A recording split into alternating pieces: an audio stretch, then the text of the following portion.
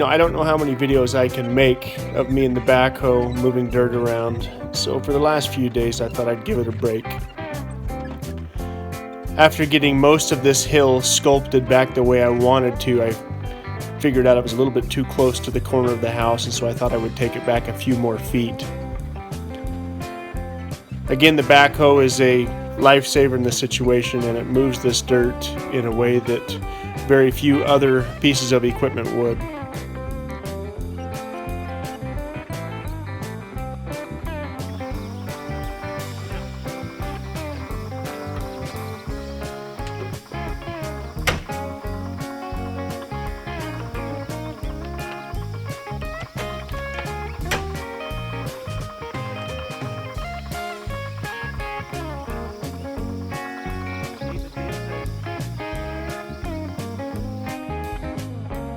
For the last week or two, I've been looking at this 7,000 gallon tank on Facebook for $750, and it's only about a half an hour away from where we live, so I thought I would run over and take a look at it. I always love taking drives to some of these smaller communities and just soaking in the beauty. I wasn't sure if this tank would work, but for the price, I just kept thinking if there was a way I could get this thing up on the hill, I would use it. Now, what he told me was that it was a 3-chambered 6,000 to 7,000 gallon tank.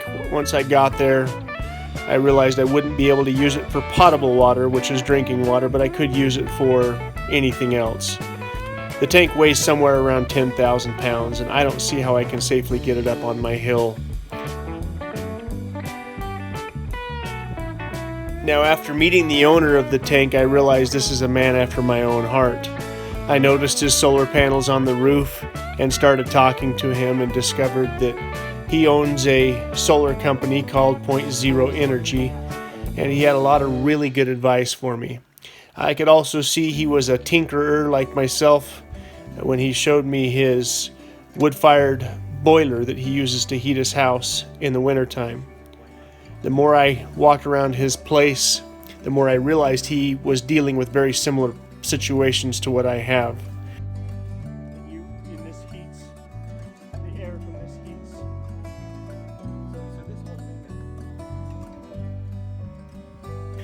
He told me that he had a spring above his property that provided all the water for his home. And he showed me how he captured the spring water and how he treated it, and then allowed the water to keep on going down the hill with what he couldn't use. After meeting Dave and his wife, I quickly realized that whether or not I bought the tank, I had a new friend. He gave me some good advice on how to wire up my solar system. He showed me all of the things that he's trying to do on his little place here, and I was moved by his passion for what he was doing, to say the least. Again, he seems to be just a few years down the road further than I am. Now, we had this invasive hemlock on our property, and rather than letting it get out of control and rather than spraying it with a petroleum-based product, I just decided that I was going to have Rhett mow it down. Now, Rhett has a dirt bike that we're slowly fixing up, and it's costing money to fix up that dirt bike, so in exchange for some of the materials and the parts that we need for that dirt bike, he agreed to come and help me work up at the property. Now, I started thinking the other day, and the very first time that I brought my kids up to this corner of the world, I believe Rhett was about 5 years old.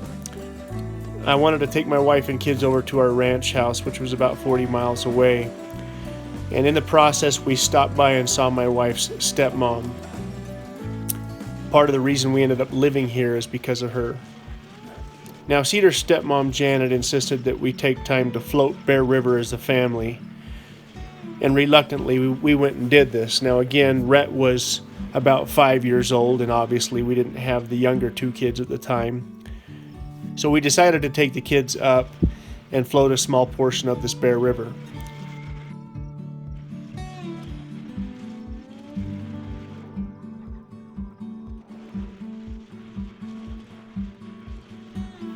Now, I've spent many a summer days floating the Salt River down in Arizona, so I was very familiar with what I was doing. But I noticed that the inner tubes that we had were a little bit small, at least for me. And I noticed the inner tube that we had for Rhett was a little bit big. Again, he was 5 years old. He did have a life jacket on, but everything about what we were doing was a little bit unprepared, partly because I'd never floated this portion of the Bear River.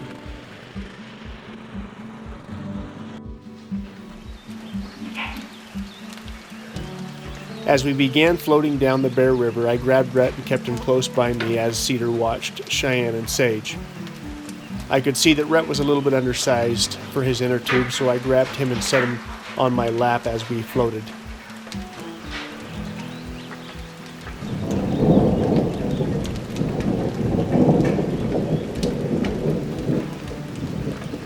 We ended up going through a little small patch of rapids that in any normal circumstance wouldn't have done anything, but because Rhett was sitting on my lap and because the inner tube was too small, we were capsized, and I ended up being on top of Rhett underwater.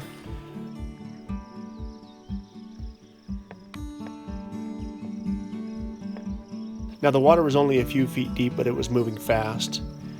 As I grabbed Rhett and stood up out of the water was pushing me along fast enough that I couldn't get my feet underneath me.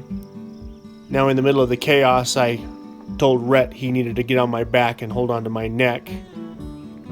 And he was panicking, but he kept it under control.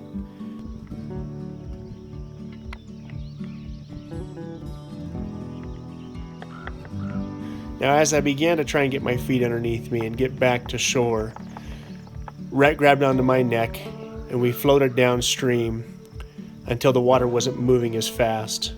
My legs got pretty banged up on the rocks, and Rhett was pretty traumatized by the day's events, but all in all, it wasn't a bad day. Who would have guessed that 8 years later we would have been living in this beautiful little community? Rhett's a very hard worker, and I appreciate who he is. While I wear my boots and Wranglers, I appreciate that Rhett has not drank the Kool-Aid and insists on pegging his pants, wearing his skinny jeans, and his Thrasher shirt. He's my boy, and he's growing up fast.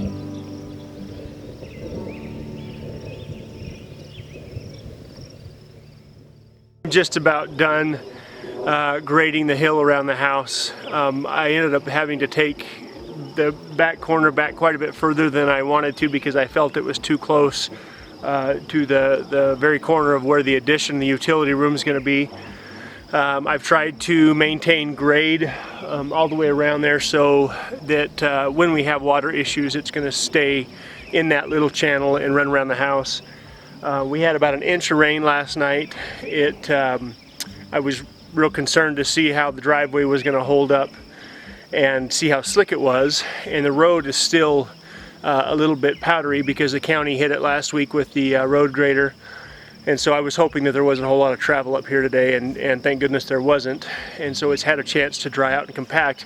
But even this morning when I went to come up the hill, opened the gate to come up the hill, and everything was still wet and slick, I didn't have any issues getting up the hill. I didn't have to put it in four-wheel drive or anything. And naturally, once I put gravel and put the geotextile fabric down to keep that rock from going away, it should be good to go. I want this grade to be perfect so I don't ever have to worry about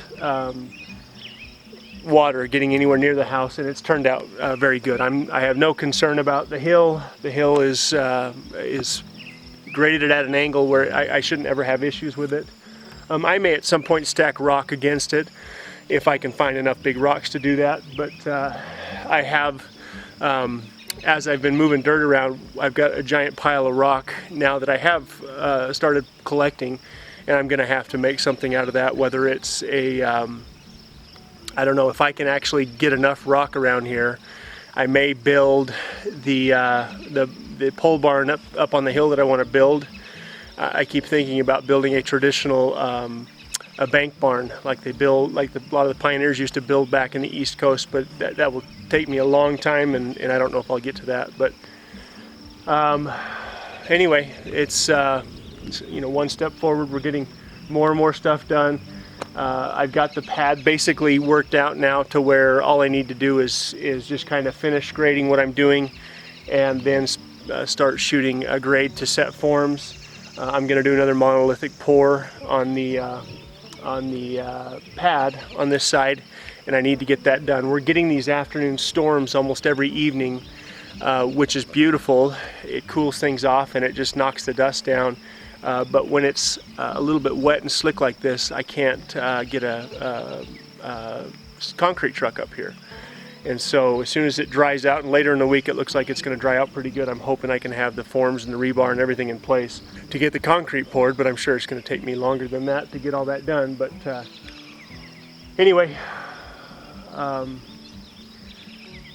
this is a good feeling. Up on the hill right here where this tree is, I think is where we're going to put the chicken coop. There's a path to walk right up there, and I can fence it along the edge. And the one thing that Cedar made very clear was that she wanted lots of room for the chickens to wander and pick and whatnot, but she didn't want them down on the front porch. And I think this is a great spot right up here. There's actually a little flat spot for the chicken coop, and I started to use the mower to mow it down the other day, and my driving mower that I picked up for a couple $100 keeps throwing one of the belts off, so I need to get a new belt for it. But I think that's the spot. It's close enough to the house to be in our minds constantly, but far enough away that we're not going to have flies living with us. But anyway, I'm trying to get all this stuff done with the backhoe, because I think I've got just a short period of time left with the backhoe before I have the excavator up here. And while I'm looking forward to having the excavator, I know it's not going to move dirt like I can with the backhoe. And this is basically the last little bit of stuff that I'm going to need the backhoe for. But it looks good. I'm happy with it.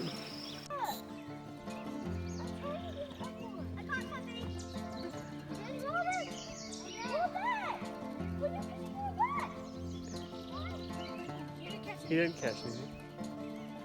What kind of fish is that, Cal? I have no clue. Are you gonna eat it?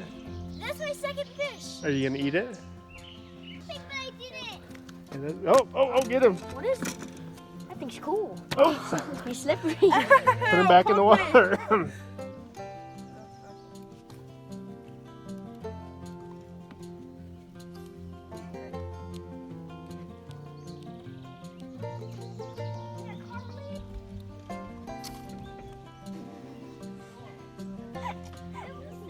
Reel it in, try it again. Ooh-wee. What do you got? Another crappie? That's a crappie. I don't know, buddy. Some of them we're gonna keep and eat if they're big, but if they're not big enough. Oh, Reel it up, buddy.